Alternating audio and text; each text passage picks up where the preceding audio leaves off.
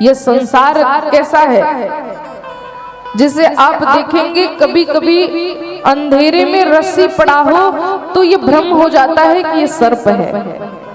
उसी प्रकार यह जो संसार है ना, मृग मरीचिका की भांति है। ये क्षण भंगुर है तो हमें सत्यवत प्रतीत हो रहा है, और परमात्मा इस संसार में है और हमें परमात्मा दिख नहीं रहा। यही मृग मरीचिका है। सभी जानते होंगे, जैसे दूर रेगिस्तान में आप देखेंगे रेत में भी जल का भ्रम होता है। दूर से आप देखेंगे तो लगेगा वहां पानी है, लेकिन आप जाएंगे वहां तो वास्तव में पानी नहीं होता, पानी होने का भ्रम होता है। उसी प्रकार यह संसार क्षणभंगुर है तो हमें लगता है कि ये सत्य है, हमेशा रहेगा, शाश्वत है।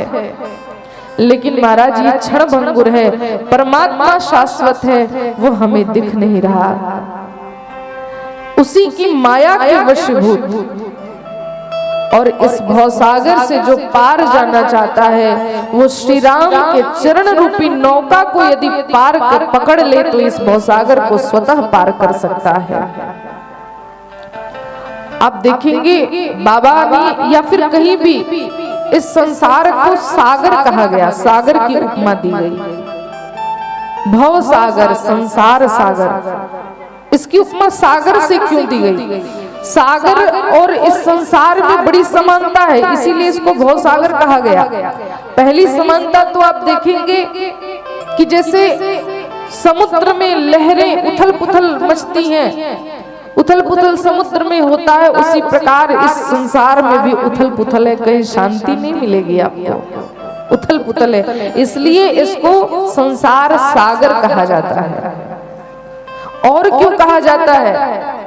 बड़ी समानता है सागर में और इस संसार में। आप देखेंगे समुद्र का जल बड़ा स्वच्छ दिखाई देता है, बड़ा निर्मल, लगेगा कि पी लूं, इतना स्वच्छ दिखता है। अंजलि में लेते हो तो भी साफ दिखता है, लेकिन पीने पर पता चलता है कि कितना खारा है। उसी प्रकार ये संसार हमें बड़ा सुरम्य दिखता है, बड़ा अच्छा लगता है, अरे कितना अच्छा है। लेकिन जब आप इसमें लिप्त होते हैं उसके बाद पता चलता है कि संसार में कुछ नहीं, यह भी खारे जल के समान है, केवल दिखने में अच्छा है। ये चाम धाम जितने दिख रहे हैं ना, चमक धमक, ये सब बस दिखने के लिए है, वास्तव में कोई सुखी नहीं है संसार में। इसलिए इसको भवसागर कहा। एक और चीज है, आप देखेंगे सागर का और चंद्रमा का बड़ा संबंध होता है। जब पूर्ण चंद्र होता है ना, तो सागर की लहरें जो होती हैं एकदम ज्वार उसमें आता है, खूब उथल पुथल मचती है चंद्रमा, पूर्ण चंद्रमा के कारण। उसी प्रकार यह जो संसार सागर है, इसका हमारा मन से बड़ा संबंध है। और हमारा मन भी, आप देखेंगे मन को, चंद्रमा को मन का देवता कहा गया। वेद वाक्य है, चंद्रमा मनसो जातः, चंद्रमा जो है मन का द्योतक है।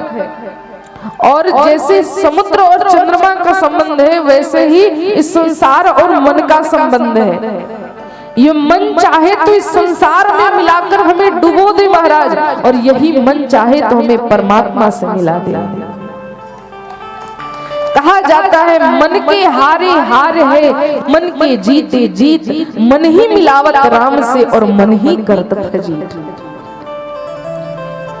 अच्छा, आप विचार करेंगे मरने के बाद मुक्ति किसकी होती है? मुक्ति किसकी है? ये शरीर तो यहीं जल के भस्म हो जाता है, शरीर तो जाता नहीं कहीं। और ये आत्मा तो स्वतंत्र है, न इसका जन्म है न इसकी मृत्यु हुई है, जैसे ही निकला परमात्मा का अंश है। फिर मुक्ति है किसकी? ये बंधन और मुक्ति दोनों मन का है महाराज। शरीर तो यही जल के भस्म हो जाएगा, आत्मा परमात्मा का अंश है। यदि बंधन और मुक्ति किसी का है तो वो मन का है। इसीलिए कहा जाता है कि मन चाहे तो भगवान तक पहुंचा दे, और मन चाहे तो इस संसार सागर में आपको डुबो दे। इसीलिए संसार को भी सागर की उपमा दी गई है।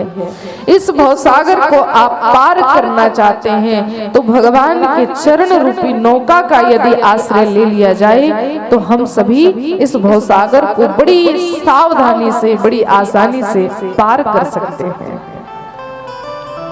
इसके बाद बाबा तुलसी 7वें श्लोक में कहते हैं, नाना पुराण निगमागम सम्मतम यद रामायणे निगदितम क्वचिदन्न तोपि स्वांत सुखाय तुलसी रघुनाथ गाथा भाषा निबद्ध मति मंजुल मातनोति।